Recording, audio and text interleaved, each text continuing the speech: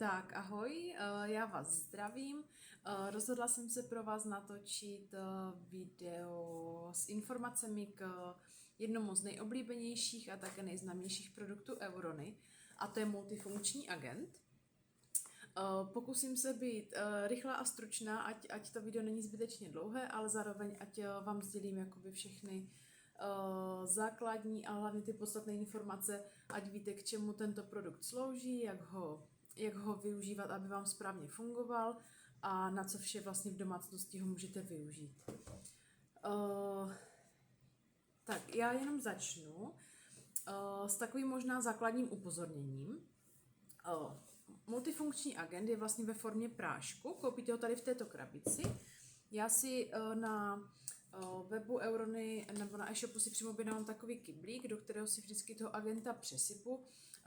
Tady jsem si vystřihla tu přední stranu z té krabičky, nalepila jsem to na to, ať vím, protože i prací prášek si dávám do kyblíku, tak ať se mi to neplete. Přijde mi to takové praktické v tom kyblíčku, že to můžu zavřít, nezvohne mi to a vlastně tím, že to je ta forma toho prášku, tak to mám v tomto. Vždy je k tomu i tato odměrka v každém balení, takže nemusíte si objednávat nějak zvlášť. Máte to dávkování potom takové praktické.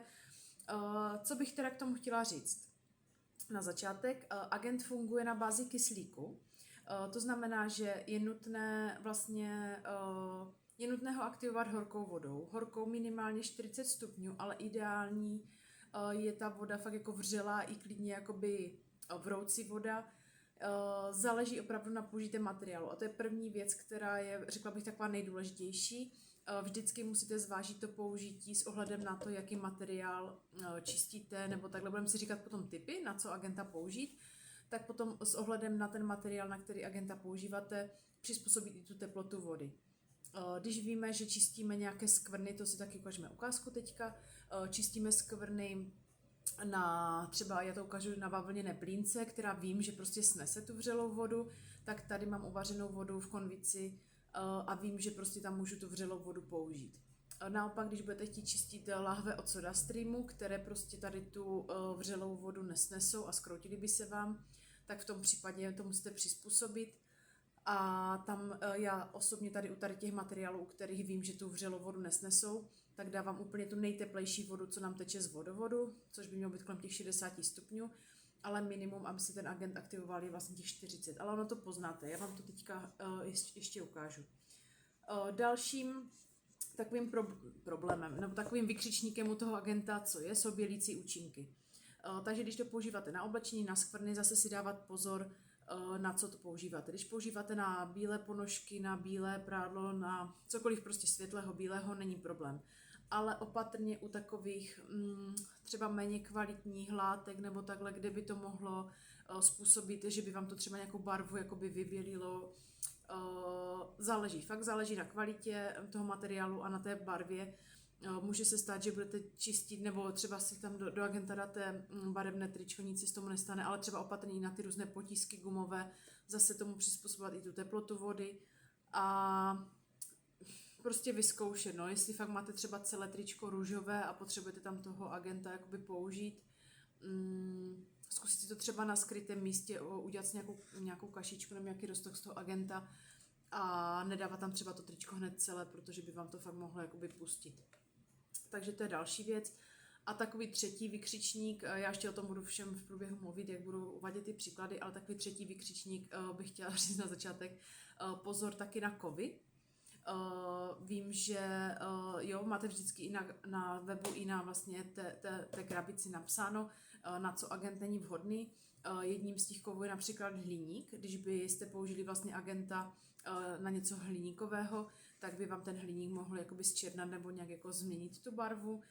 A taky určitě nedoporučuju ani euro nedoporučuje na drahé kovy, na zlato a takhle, ale už jsem se setkala i z recenzí právě od známé, která běžně v tom čistí jakoby náušnice, řetízky a tady to, ale protože si je 100% jistá, že to je opravdu pravý, jako pravé třeba zlato, jo, ale nedoporučuju to, ani to Eurona nějak jakoby neuvadí, že to slouží k čištění šperku, takže tady to už je opravdu na každém z vás, jestli si to risknete, protože kdyby došlo k tomu, že to třeba nebude jakoby pravé zlato nebo jakoby něco takového jako opravdu kvalitního, tak by vám to taky mohlo zčernat nebo nějak změnit barvu, takže na to určené v podstatě není, takže si jakoby za to už ručíte sami. Já prvně asi přijdu k té ukázce, ať mám tu vodu ještě, i když ona asi nevychladne tak rychle. Mám tady teda tu 30 ml odměrku, je to vlastně i stejná odměrka, co používáme do praní, vlastně jak dávkujeme malinko do praní, tak dávkujeme maličko, nebo většinou stačí třeba toho agenta. Já pro tu ukázku, to mám větší půlku, tam nedám všechno, dám tam takovou přibližně půlku té odměrky. Tak agenta už odložíme teďka, to zavřu. Teďka si tam naliju tu vřelou vodu, mám před chvilkou uvařenou, takže ještě jsem si nevzala ani žádnou lžičku, nic, to nevadí. Ale to, že se agent aktivoval, poznáte, že vlastně to začne kdyby tak trošičku šumět. Možná to nejde teďka na tom úplně vidět, ale lehce to začíná tak kdyby šumět, pobublávat. To znamená, že se vám agent aktivoval. A teďka opravdu teda záleží, na co zrovna toho agenta používáte. Pokud je to, jak jsem uváděla příklad, mám tady nachystanou, můžeme to používat jakoby na skvrny. Nachystala jsem si tady takovou útěrku, nebo teda plínku, i na útěrky se samozřejmě dá, ale plínku od červené řepy. Včera večer jsem si to zašpínila červenou řepou, abych už to měla zaschlé, že to není čerstvá skvrna. A ukážu vám vlastně, jak agent na ty skvrny funguje, jestli se mi to tady nějak podaří skloubit dohromady. Takže mám misku, mám plínku, já to asi mám úplně tak. A tady vlastně uvidíte ten efekt, třeba třetí ruku. Jo, jakoby jak to působí na tu skvrnu. Tím, a už se začíná tvořit pěna, jo, jde to trošičku vidět. Takže vlastně tím, že to působí na tu skvrnu, na ty nečistoty, tak se začíná tvořit taková pěna. Takže když něco čistíte, dejte si pozor na takový ten efekt hrnečku vař. Mohlo by se stát, že by vám to třeba na línce ta pěna úplně jakoby, že by vám to celé vypěnilo. Hlavně u takových čištění těch termosek nebo lahví, které jsou úzké, tak opravdu doporučuji dát do dřezu a vlastně v tom dřezu potom, že vám to i poteče do toho odpadu, tak vám to rovnou vyčistí ten odpad.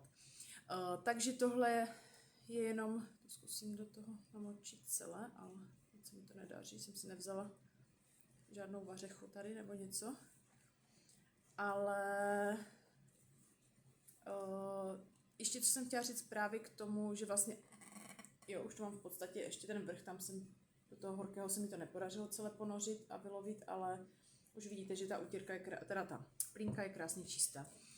Takže ještě jsem chtěla něco říct k té teplotě vody a jak vlastně to funguje. Ten agent funguje na bázi kyslíku.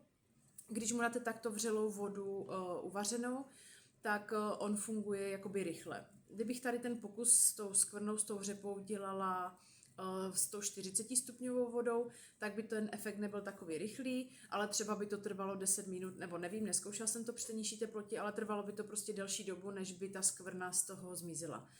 Takže když vím, že mám materiál, jako je například tato bavlněná plínka, bílá, kterou prostě můžu dát do té vřelé vody, tak toto použijí a ten efekt mám rychlý. Ale když to používám na něco, co tu vřelou vodu nesnese a opravdu tam dávám třeba tu vodu z vodovodu, tu nejteplejší, anebo takhle, tak už musím, jakoby čekám, že to bude trvat díl, takže tomu dám větší čas, nechám to třeba hodinku působit, záleží, jako co zrovna čistím. Ještě vám to ukážu, jak to vlastně začíná strašně, jako dost to začíná pěnit, takže tím, že to vlastně působí na ty nečistoty, tak ono to takhle se aktivuje, pění to, takže opravdu u těch termosek, lahví a takhle opatrně, ať vám to nevypění třeba na linku.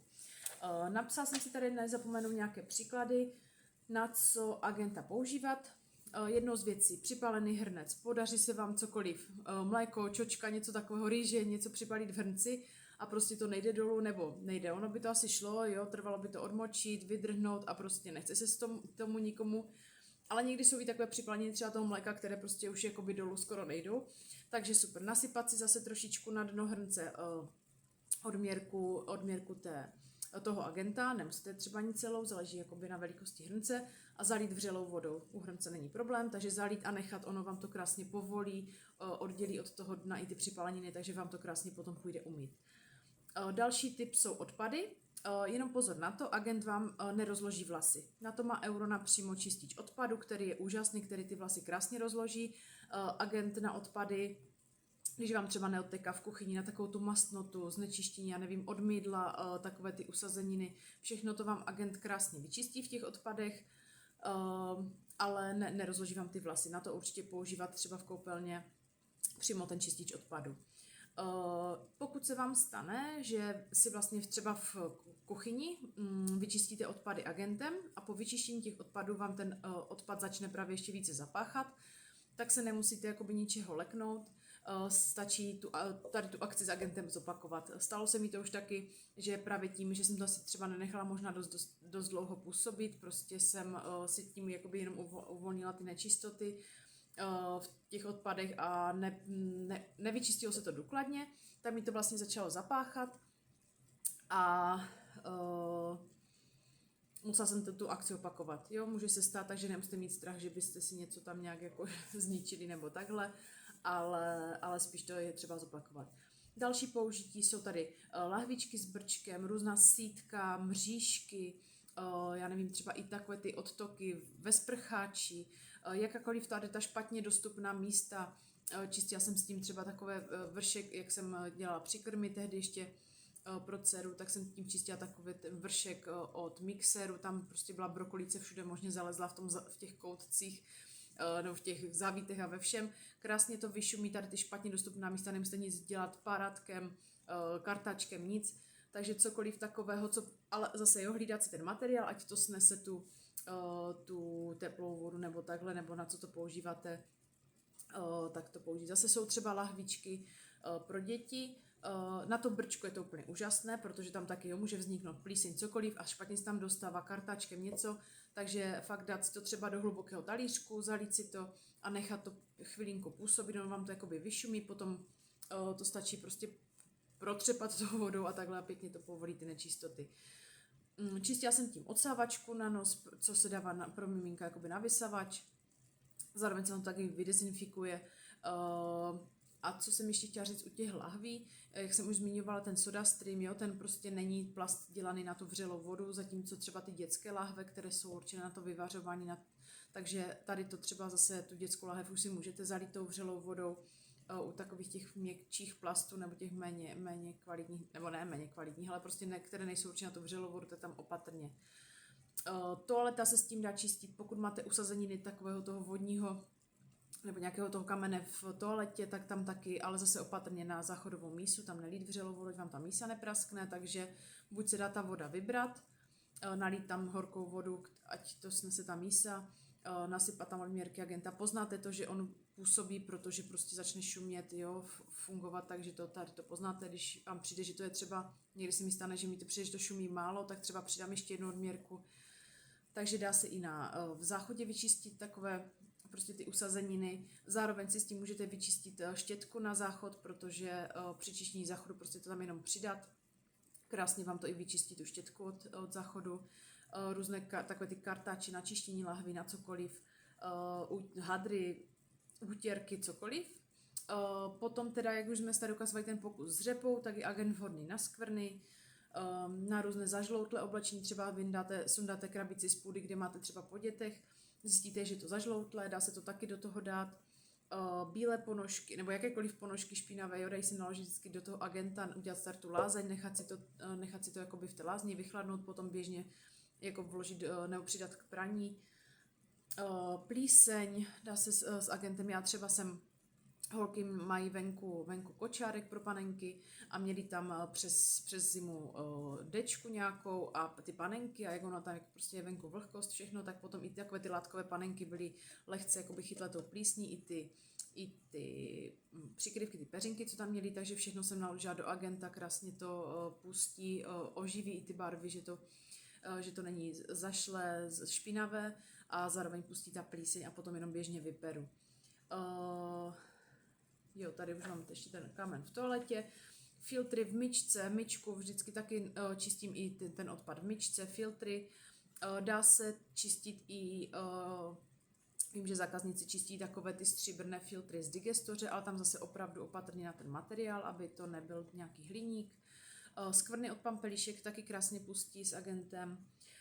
Když máte třeba nějakou krásnou sklenici, svíčku v krásné sklenici a zůstane vám na spodku ten zbytek toho vosku, který už bohužel jakoby nejde vypálit a vy si sklenici chcete nechat, tak taky úplně krásně bez práce nasypat trošku Agenta, zalít vřelou vodou a ten vosk vám krásně vyplave a máte čistou sklenici, takže taky super.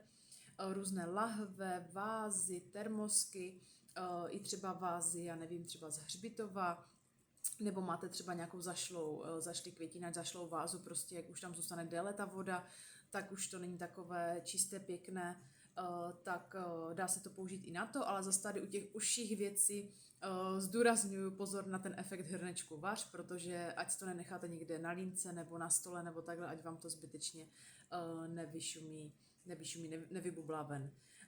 Dále tady mám tady ještě zmíněné takové ty dětské gumové hračky do vody, které mají vždycky v sobě takovou tu dírku, aby to mohlo třeba stříkat, tak tam se taky ráda drží plíseň. U těch světlejších to jde krásně vidět, když se podíváte proti světlu, takové ty typické žluté kačenky, tak to jde vidět proti světlu, že jsou tam takové černé místa, tak to je vlastně plíseň, která tam vznikne, protože nikdy to nevysušíme dostatečně, ty hračky.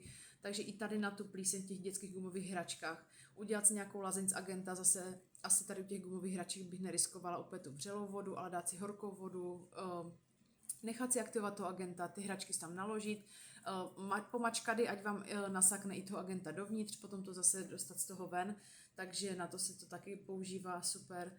Kdo má světlý granitový dřez, spousta zákazníků už tady to řešila nějaký boj s čištěním světlého granitového dřezu, různé skvrny od čajů, od koření, od čehokoliv tady to, ale ten granitový dřez úplně budete mít jako nový, ten světlý opravdu, vím, že to není jakoby jednoduché čistit, i nerezový dřez samozřejmě můžete s Agentem vyčistit i ty, já mám třeba tmavý granitový dřez, takže tam jakoby čistím odpady, to jako jo, ale jakoby na to běžné čištění používám jiné prostředky, ale na ten světlý, který fakt potřebuje jakoby trošičku ten bělící efekt, je to super. Dále se Agent používá například na čalounění, na gauč, koberce, čalouněné židle, cokoliv, kolikrát s dětmi to známe, máme na gauči, na těch židlích různé skvrny, různého původu, už i starší, tak se to dá použít i na čištění těchto věcí, ale zase tady bych byla opatrná na ten materiál.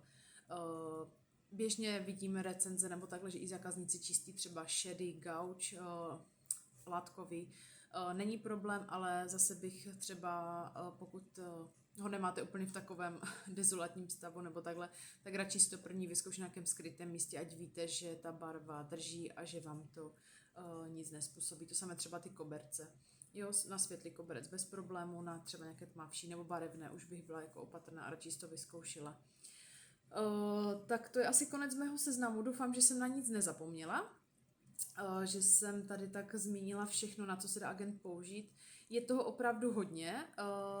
Myslím si, že jsou to takové věci, které řešíme každý, ať už se jedná o čištění odpadu, o připalený hrnec, o čištění různých lahví, termosek, i třeba hrníček od třeba zašli nějaký hrníček už od kávy nebo od černého čaje, většinou bývají ty hrníčky, že už nemají takovou tu svoji barvu, tak tam to jde taky krásně vyčistit tím Agentem.